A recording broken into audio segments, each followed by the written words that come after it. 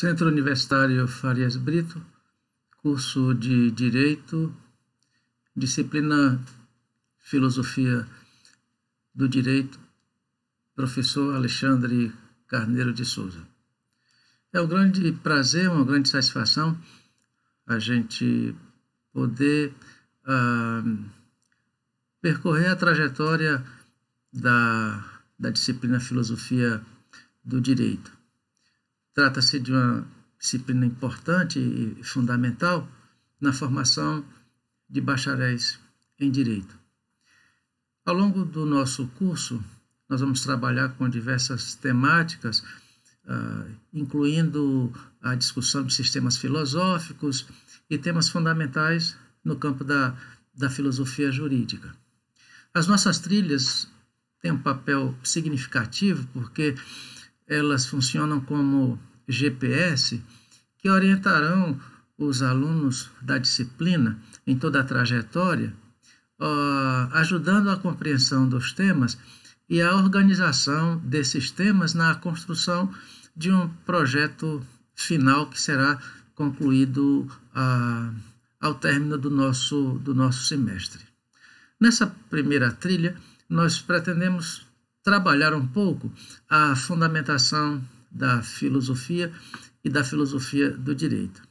O início do curso requer que a gente faça isso. O início das discussões sobre filosofia jurídica exigem determinadas informações de caráter propedêutico. Eu penso então que a gente dá um pontapé significativo e oportuno no estudo da disciplina, pensando a fundamentação de filosofia e filosofia do direito. Algumas questões são fundamentais e eu diria que de caráter histórico e conceitual, para que a gente pudesse, num certo sentido, estabelecer identidade, pertença e domínio, não apenas com a disciplina, mas com o seu campo de análise, seu objeto de intervenção. Para início de conversa, filosofia é uma forma de conhecimento. E não há como incorporar, classificar a filosofia noutra ordem de fenômeno do cosmos e da vida humana. Quando nós falamos de filosofia, nós estamos falando de conhecimento. O conhecimento humano é um condomínio habitado por muitas personagens. Entre eles, o senso comum, a religião, as ideologias, a técnica, o folclore, a ciência e a filosofia. Portanto, quando nós pensamos em filosofia do direito, embora estejamos afirmando uma das áreas do estudo filosófico, mas é importante que nós associemos a filosofia do direito a uma matriz mais abrangente, maior, a um fenômeno macro que é a filosofia. Portanto, a filosofia é uma forma de conhecimento. O seu surgimento, o seu início, os dados históricos nos arremessarão para a Grécia. Portanto, aproximadamente 6 séculos antes de Cristo, com Tales de Mileto e Pitágora, surge a filosofia. É provável que o exercício filosófico tenha ocorrido em outros lugares, mas no ponto de vista do registro histórico, esse ponto de partida é reconhecidamente grego. E a filosofia surge na transição do pensamento mítico para o pensamento que vai operar com um sistema de racionalidade dos fenômenos. As explicações deixarão, portanto, a dramaturgia do mito e passarão a ser submetidas a um critério de arrazoamento, a um critério de racionalidade. Gramsci vai falar que a filosofia é o domínio do conhecimento que supera o senso comum. E para citar uma filósofa brasileira, a professora Marilena Chauí, vai dizer que em qualquer lugar onde qualquer indivíduo formula uma questão de natureza geral, isso já é filosofia. Esse é o ponto de partida da filosofia.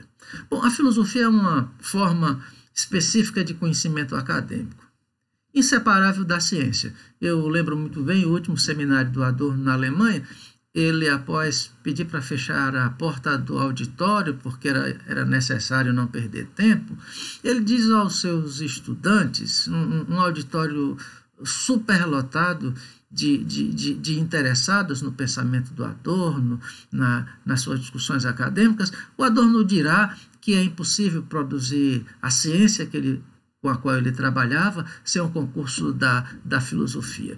Eu diria que a separação do direito em relação à filosofia acabaria transformando o direito num conhecimento meramente técnico e não acadêmico, pelo papel de fundamentação que a filosofia empresta e serve às ciências. Nessas discussões que nós faremos inicialmente, uma das questões fundamentais com as quais nós vamos lidar e propor é trazer ao conhecimento de todos vocês aquilo que eu estou denominando de escolas filosóficas, ou, em outras palavras, a gente poderia propor o desenvolvimento da filosofia na história do conhecimento. Trata-se de uma organização didática interessantíssima, porque a indagação acerca de como a filosofia se desenvolveu ao longo da história humana, esse tipo de questão pode receber uma resposta objetiva e historicamente bem fundamentada. O que eu vou propor a vocês é uma classificação fruto de estudos pessoais e de pesquisas pessoais e que pode ser acrescentada por outros professores e por outros autores, de acordo com o interesse específico de cada professor. Mas eu diria que a gente poderia propor o desenvolvimento da filosofia na história humana, 7 grandes momentos, possivelmente 7 grandes escolas. A gente poderia propor a filosofia clássica, nós poderíamos em seguida propor a patrística, depois a escolástica, a renascentista em seguida, a filosofia racionalista, a iluminista e a filosofia contemporânea. A gente vai poder, ao longo da disciplina, identificar melhor essas categorias.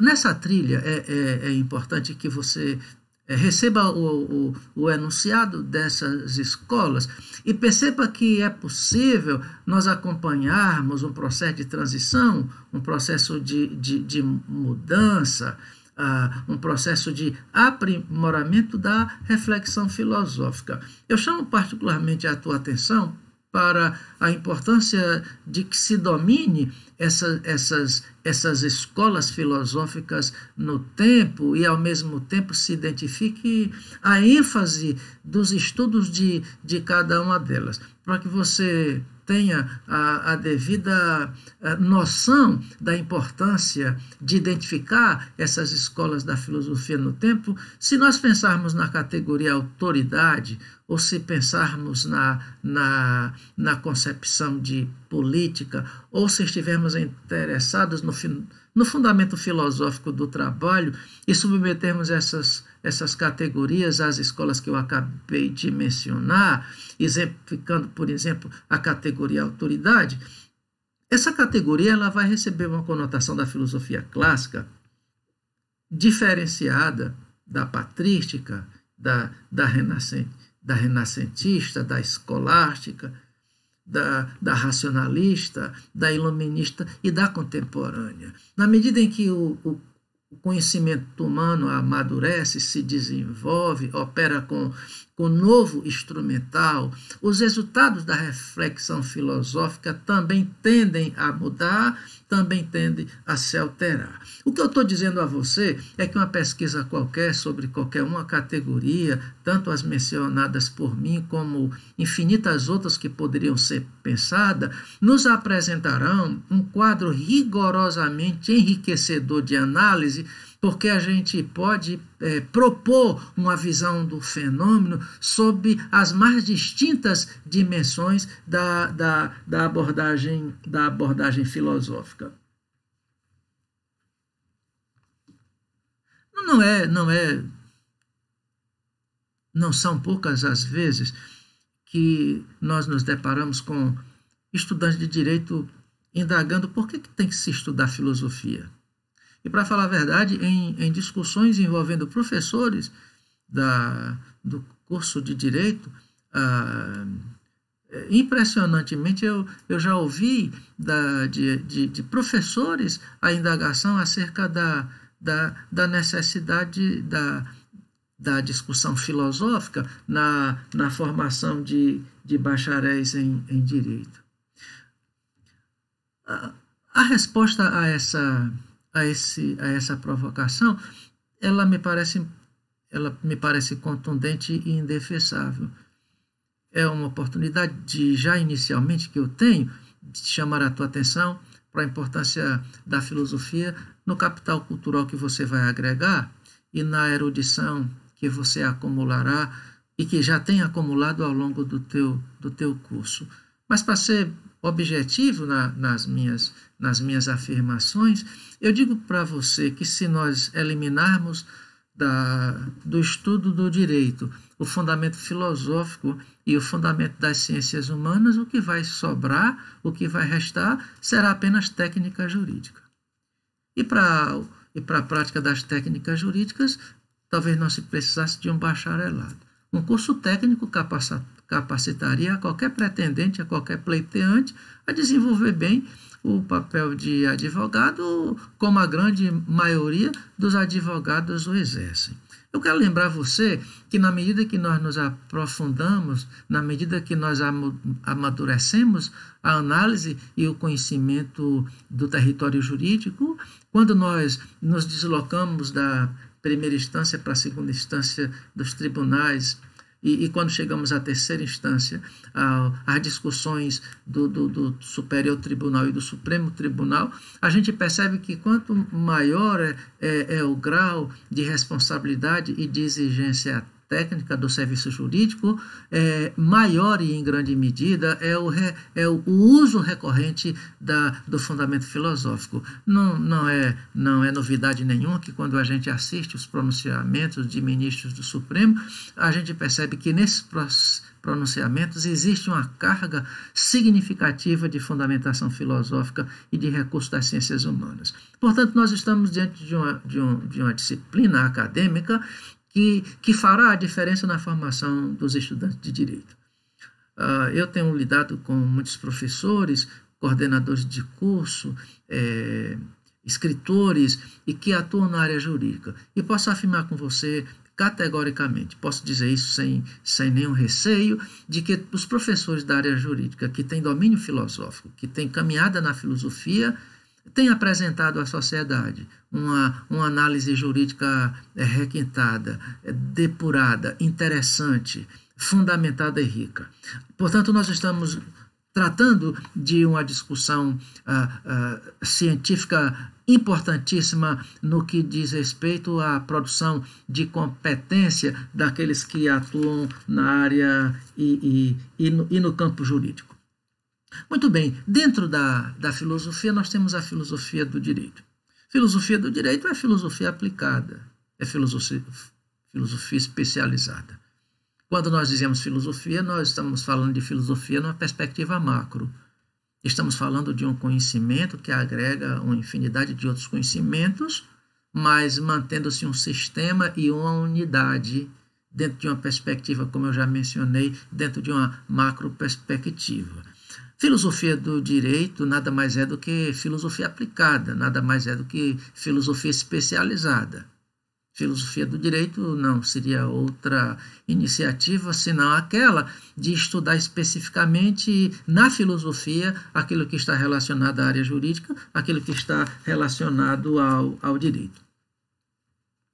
Muito bem, nós temos uma filosofia do direito e temos uma ciência jurídica. Temos uma filosofia do direito, temos uma ciência do direito. Muito mais para provocar uma reflexão, para para estender um pouco mais o nosso esforço de pensar a filosofia jurídica e a sua importância na construção de conhecimento na área do direito, valeria a pena nós indagarmos se o fato de nós termos uma ciência jurídica e, paralelamente, uma filosofia jurídica, se isso não estaria implicando na usurpação do objeto de uma disciplina por outra. É claro que quando eu falo disciplina filosófica, eu estou falando de um tipo de saber. E quando eu falo disciplina científica, eu estou falando de outro tipo de saber. Filosofia é conhecimento acadêmico, ciência também conhecimento acadêmico. Mas o conhecimento filosófico não é conhecimento científico. E o conhecimento científico não é conhecimento filosófico. A despeito de que um conhecimento no campo da fundamentação necessita um do outro. A filosofia ela é enriquecida por elementos de ciência. E o domínio da ciência é enriquecido pela fundamentação da filosofia. Mas a despeito de intercomplementares, a despeito da importância que o conhecimento tem para a substancialização do outro, cada um desses conhecimentos tem a sua especificidade, possui a sua própria natureza. E é dentro dessa questão que nós então colocamos, se o direito é objeto da ciência jurídica, o que justifica uma filosofia jurídica? Ora, se nós temos uma ciência que cuida da área jurídica, e de repente aparece uma filosofia jurídica, isso não estaria ocorrendo a usurpação do objeto de uma disciplina por outra? O que justifica uma filosofia do direito? Bom, em primeiro lugar, é importante que nós entendamos, e não há dificuldade nenhuma nisso, que o direito não é objeto exclusivamente da ciência jurídica, assim como a sociedade não é objeto exclusivo da sociologia, assim como a empresa não é objeto exclusivamente da administração, assim como a economia não interessa exclusivamente às ciências econômicas. É importante que nós entendamos, portanto, que nós temos um objeto, o direito, que é objeto que interessa a outras disciplinas. Essa é uma questão fundamental. É importante que nós entendamos que nós não podemos, como advogado, dizer esse objeto pertence à área jurídica e, portanto, ninguém mexe aqui. Ninguém tem que tocar nesse assunto, porque todas as vezes que ele for mencionado, quem tem que verbalizar é um advogado. E na verdade, a coisa não é assim. Em primeiro lugar, é importante que nós saibamos que nós não estamos lidando com um fenômeno sobre o qual o direito detenha uma exclusividade. Essa é a primeira questão. Mas a segunda questão, é importante que nós entendamos que quando nós falamos do direito, nós estamos falando de um fenômeno universal. Universal tanto no aspecto objetivo como no aspecto subjetivo. Objetivo porque em toda a sociedade humana você tem a manifestação do direito. Desde as sociedades mais primitivas até as sociedades mais avançadas, todas elas desenvolveram alguma noção, todas elas desenvolveram uma dimensão voltada para a perspectiva jurídica. Portanto, nós temos um fenômeno universal, onde você tem grupo humano, onde se desenvolveu uma organização social, o direito se manifesta nesse lugar. Portanto, objetivamente, você tem um fenômeno universal. Por outro lado, a filosofia, ao trabalhar o fenômeno jurídico, ela faz isso numa perspectiva universalizante. E essa é a diferença da análise da filosofia do direito em relação à ciência jurídica. Talvez fosse importante dizer para você que todo objeto que interessa à ciência interessa também à filosofia. O que distingue a filosofia do direito da ciência jurídica e numa perspectiva mais ampla, o que define o pensamento filosófico do pensamento científico não é necessariamente o objeto. Você pode ter um objeto visto, analisado, trabalhado pelas duas disciplinas. Nós estamos falando do direito. O direito interessa à ciência jurídica e, ao mesmo tempo, é do interesse da filosofia. E eu chamo a sua atenção para o fato de que o que distingue uma forma de pensar da outra não é o objeto, mas o método de reflexão, o método de análise. A filosofia se distingue da ciência em função do seu método de análise. A realidade jurídica é analisada cientificamente a partir de sua dimensão particular, a partir de realidade concreta, presa, dependente, ligada, refém, espaço-temporalmente. O direito, na perspectiva da análise científica, é um fato. dado, concreto. O direito, na perspectiva filosófica, é subjetividade e abstração. Ele é analisado dentro de uma perspectiva universal. Ele é analisado numa perspectiva ontológica, dentro do quadro de inerência entre a concepção do direito e a forma de vida humana. Nesse sentido, a filosofia trabalha o direito, a gente poderia, por assim dizer, numa perspectiva transcendental.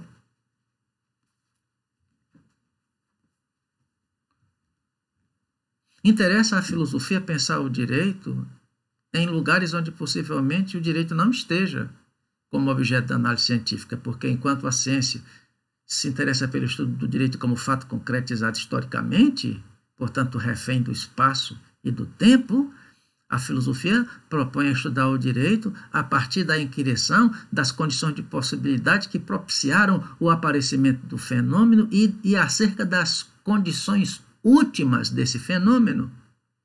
Portanto, eu diria que interessa à filosofia o estudo do direito em lugares, em momentos onde o direito não está, porque a filosofia se interessa pela fundamentação e pelas condições de possibilidade do aparecimento do fenômeno.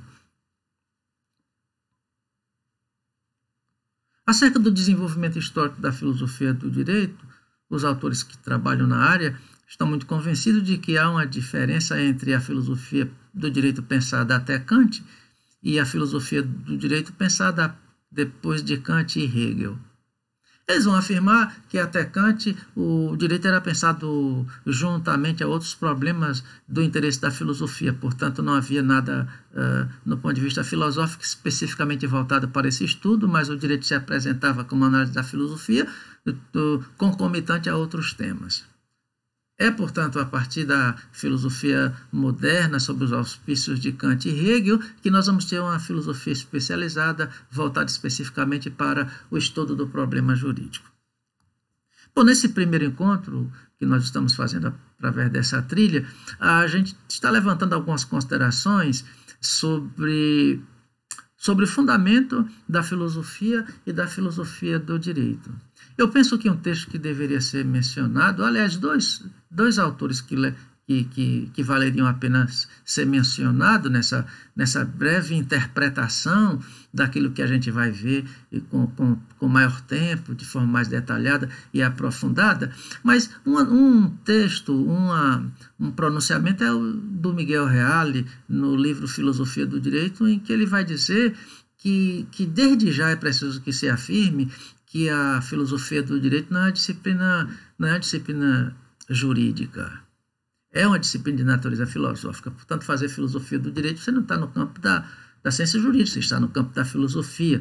E o Miguel Reale vai dizer que não se trata sequer de uma filosofia especial, porque é a filosofia propriamente dita, estudando um problema que ele diz respeito, ou seja, o direito enquanto manifestação universal da existência humana.